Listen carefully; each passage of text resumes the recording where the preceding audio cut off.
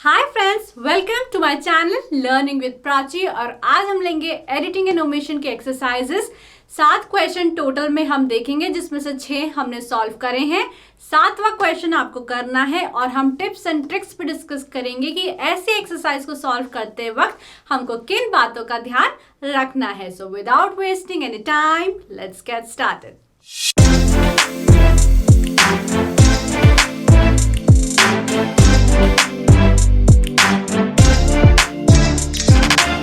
दोस्तों, जब भी आप एडिटिंग और ओमिशन के एक्सरसाइज को सॉल्व करोगे, आपको इन टिप्स एंड ट्रिक्स का ध्यान रखना है। पहला, read the question carefully and in one go, यानी कि आपको पूरा पैराग्राफ बहुत ही ध्यान से पढ़ना है और एक साथ पढ़ना है। तो इससे क्या होगा, it will help you understand the gist of the question, what it is about. एक एक लाइन आप पढ़ोगे ना तो आपको समझ में नहीं आएगा कि उस पैराग्राफ में क्या बात हुई है। आप पूरा पैराग्राफ जब एक साथ पढ़ोगे तो आपको पता चल जाएगा कि उस पैराग्राफ में किस चीज से रिलेटेड बात हुई है या किस चीज की बात हुई है। Second, understand the tense used in the question. Question में टेंस का यूज हुआ है, प्रेजेंट टेंस में बात हो रही है, इज का यूज बहुत हो रहा है, वॉज की बात हो रही है, पास्ट टेंस का यूज बहुत हो रहा है, फ्यूचर टेंस की बात हो रही है, या फिर मिक्स चल रहा है, कभी प्रेजेंट टेंस में चल रहा है, कभी पास्ट टेंस में। तो आपको ये आइडेंटिफाई करना है कि उस पैराग्राफ में टेंस कौन सा यूज हुआ है, ताकि जब आप वर्ड फिल करो तो आप राइट वर्ड फिल कर सको। Next is convert it into Hindi. Very important statement कि जब भी आपको एक पैराग्राफ दे दिया जाएगा तो आप कोशिश करो कि आप उसको हिंदी में कन्वर्ट कर लो, ताकि it will give you a hint of what is missing. क्योंकि जब आप उसको हिंदी में कन्वर्ट करोगे ना तो अपने आप आपको पता चल जाएगा कि कौन सा वर्ड मिसिंग है। Fill all the answers and read it again.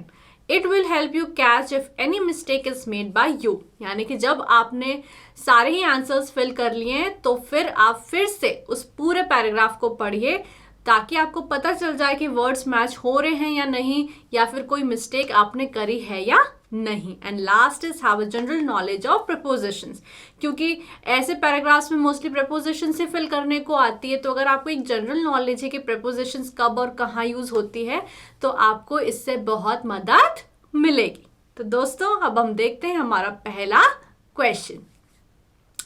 तो दोस्तों, हमारा पहला क्वेश्चन है, a bicycle gets punctured when thorn और nail runs into its tube. Puncture needs to repair. First of all, the tube taken out of the tire and inflated. It is then dipped a trough containing water in order to locate the puncture. Air escapes the place of the puncture, producing bubbles in water.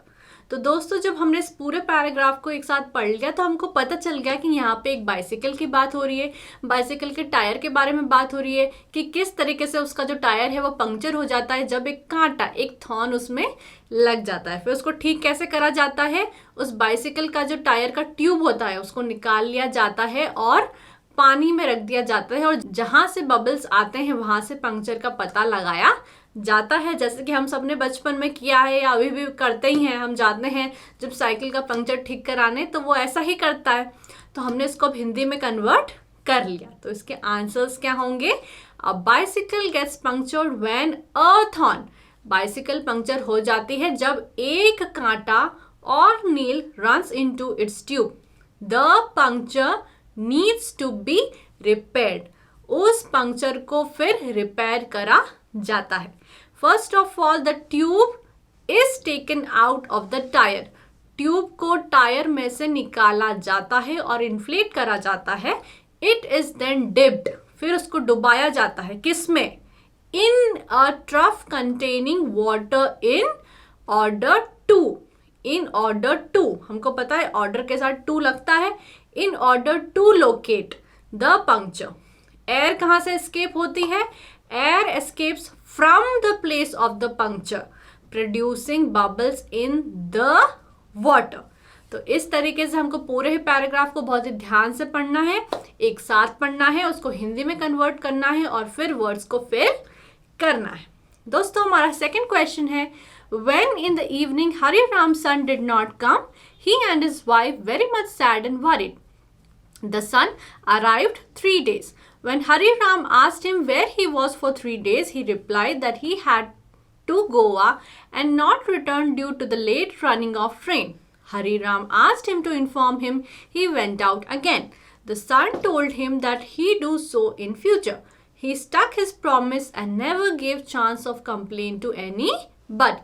तो दोस्तों इस paragraph को हमने जब एक साथ पढ़ा तो हमको पता चला कि इस पैराग्राफ में बात हुई है हरि राम की और उसकी वाइफ की कि वो बहुत ज़्यादा वरीड हो गए जब उन्होंने अपने बेटे को 3 दिन से नहीं देखा, वो कहीं चला गया था और उनका बेटा कब लौटा? The son arrived 3 days. तो इसको हम कैसे बोलेंगे? उनका बेटा कब लौटा? The son arrived after 3 days. और जब हरि राम ने उससे पूछा कि वो कहाँ था इतने दिन, तो बेटे ने क्या बोला कि वो गोवा चला गया था और वो वापस नहीं आ पाया क्योंकि due to the late running of train. Hari Ram ने उसको बोला कि अब जब भी तुम अगली बार बाहर जाओगे तो तुम मुझे बता के जाओगे. और उनके जो बेटे हैं उन्होंने उनकी बात मान ली और फिर उन्होंने कभी भी उनको कंप्लेंट का मौका नहीं दिया. तो दोस्तों इसके आंसर क्या हो जाएंगे? When in the evening Hari Ram's son did not come, he and his wife were very much sad and worried. ठीक है? The son arrived after 3 days. When Hari Ram asked him where he was for 3 days, he replied that he had been to Goa. वो बोलता है कि मैं गोवा में था and could not return due to the late running of train. Hari Ram asked him to inform him when he went out again. अब हरि राम ने अपने बेटे को बोला कि जब भी तुम बाहर जाओगे तुम मुझे बताकर जाओगे. The son told him that he would do so in future.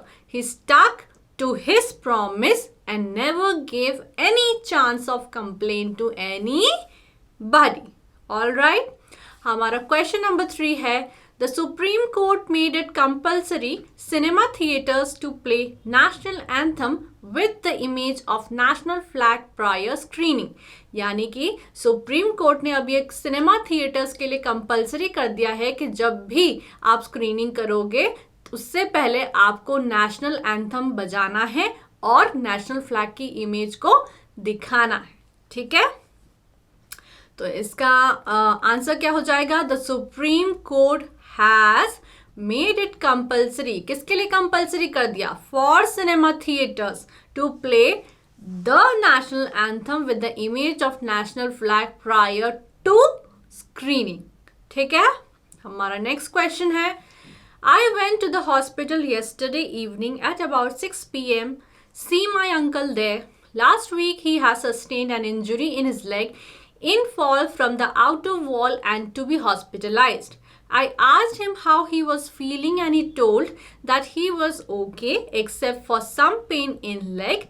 However, he looked cheerful and hoped that he come home sometime. I felt much relieved after meeting him. I think that a visit to the hospital always brought sadness as its ambience is like this. तो दोस्तों इसमें एक person narrate कर रहा है कि मैं कल यानी पिछले दिन, येस्टरडे मतलब बीते हुए कल में हॉस्पिटल गया था, पिछली शाम को हॉस्पिटल गया था 6 बजे. किसको देखने के लिए? See my uncle. तो इसको क्या बोलेंगे? To see my uncle. तो अंकल को क्या हो गया था? He has sustained an injury in his leg. उनके पाँव में चोट आई है और वो कहाँ से गिर गए थे? Fall from the outer wall and to be hospitalized. फिर उनको हॉस्पिटलाइज करना पड़ा. तो हमारे जो पर्सन है जो नरेट कर रहे हैं उन्होंने पूछा कि अब आपको कैसा लग रहा है? तो अंकल ने बोला कि हाँ वो ओके फील कर रहे हैं, बस उनके पाँव में कुछ थोड़ा सा दर्द है. हाउएवर जो अंकल थे वो बहुत ज़्यादा चीयरफुल लग रहे थे और वो ऐसी आशा कर रहे थे कि वो जल्दी ही घर आ जाएंगे. तो जो भी ये सुना रहा है the narrator, he felt very relieved after meeting him.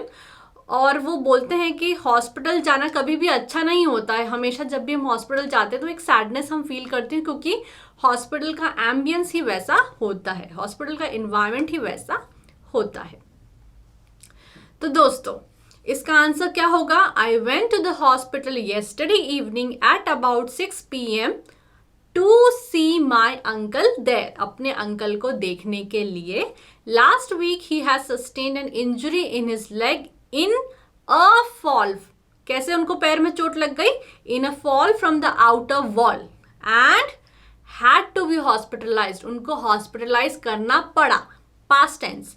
I asked him how he was feeling and he told that he was okay except for some pain in the leg. वो अच्छा फील कर रहे थे लेकिन उनके पाँव में कुछ दर्द था.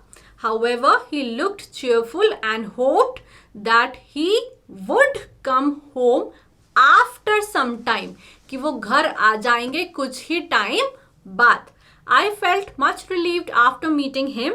I think that a visit to the hospital is, ठीक है, यहाँ पे present tense. I think, मुझे लगता है, that a visit to the hospital is always fraught with sadness. हमेशा जो हॉस्पिटल की जो विजिट होती है वो सैडनेस से भरी हुई रहती है, as its ambience is like this. दोस्तों हमारा क्वेश्चन नंबर 5 है, a man getting very impatient again and again he would peep the doctor's room to see many patients were left. After a long time his turn came he heaved sign of relief. तो दोस्तों इसमें एक आदमी की बात हुई है जो काफ़ी ज़्यादा इम्पेशेंट फील कर रहा था. वो बार बार जो डॉक्टर का रूम है उसमें झांक रहा था देखने के लिए कि कितने पेशेंट अभी बाकी हैं, क्योंकि उसकी चांस नहीं आ पा रही थी.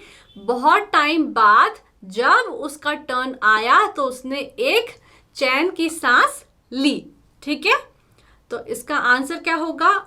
A man was getting very impatient. वो जो आदमी था बहुत ही इम्पेशेंट हो रहा था. Again and again he would peep into, कहाँ झांक रहा था वो? Into the doctor's room to see how many patients were left. बार बार वो डॉक्टर के रूम में झांक रहा था कि कितने पेशेंट बचे हैं. How many patients were left. After a long time यानी बहुत टाइम बाद जब उसकी चांस आई, when his turn came he heaved a sigh of relief, यानी फिर उसको बहुत ही रिलीफ फील हुआ. दोस्तों हमारा नेक्स्ट क्वेश्चन है, there are various entry points to India. Most foreigners land in Delhi. A good proportion of head for the main bazaar is India's craziest streets. It's situated close to the Delhi railway station. The main bazaar is packed foreigners from all the world. Frequent power cuts affect area and the ugly sound growling generators is a common phenomenon. ठीक है, तो यहाँ पे बात हुई है कि बहुत सारे एंट्री पॉइंट्स हैं इंडिया के लिए और बहुत सारे जो फॉरेनर्स हैं वो दिल्ली में लैंड करते हैं. और अ गुड प्रपोर्शन ऑफ पीपल कहाँ जाते हैं? मेन बाजार में जाते हैं, जो कि इंडिया की एक क्रेजीएस्ट स्ट्रीट है. वो कहाँ पे सिचुएटेड है? It situated close to the Delhi railway station. The main bazaar is packed. जो मेन बाजार है उसमें बहुत सारे फॉरेनर्स होते हैं फ्रॉम ऑल द वर्ल्ड, पूरे वर्ल्ड से. लेकिन उस एरिया में बहुत ज़्यादा पावर कट होता है जिसके कारण जनरेटर्स चलाए जाते हैं और वो जो जनरेटर्स हैं बहुत ही अगली साउंड करते हैं. ठीक है, तो दोस्तों इसका जवाब क्या हो जाएगा? There are various entry points to India, यानी इंडिया में आने के बहुत सारे एंट्री पॉइंट्स हैं. जब बहुत सारे फॉरेनर्स इंडिया में आते हैं और दिल्ली में लैंड करते हैं तो उनमें से ज़्यादातर लोग कहाँ जाते हैं? मेन बाजार जाते हैं, जो कि इंडिया की एक क्रेजीएस्ट स्ट्रीट है. तो इसको कैसे लिखूंगी?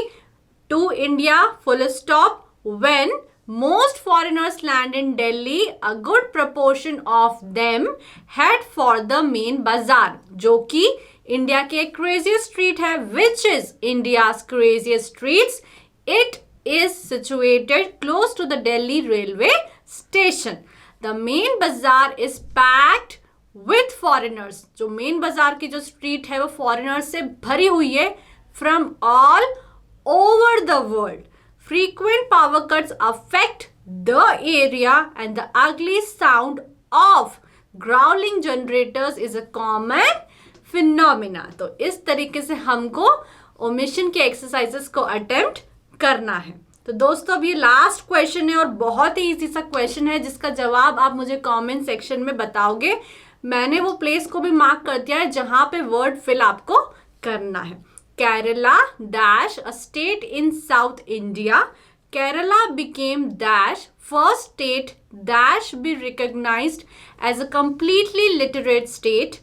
Kerala's net enrollment dash primary education is almost 100%. यानी कि केरला एक स्टेट है साउथ इंडिया में। केरला बिकेम फर्स्ट स्टेट जिसको रिकॉग्नाइज करा गया as a completely literate state.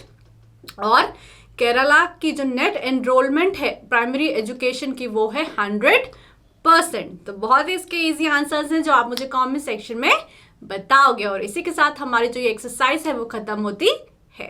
तो फ्रेंड्स, अगर आपको ये वीडियो अच्छा लगा हो तो वीडियो को लाइक कर दो, चैनल को सब्सक्राइब कर दो, do share this video and thank you for watching.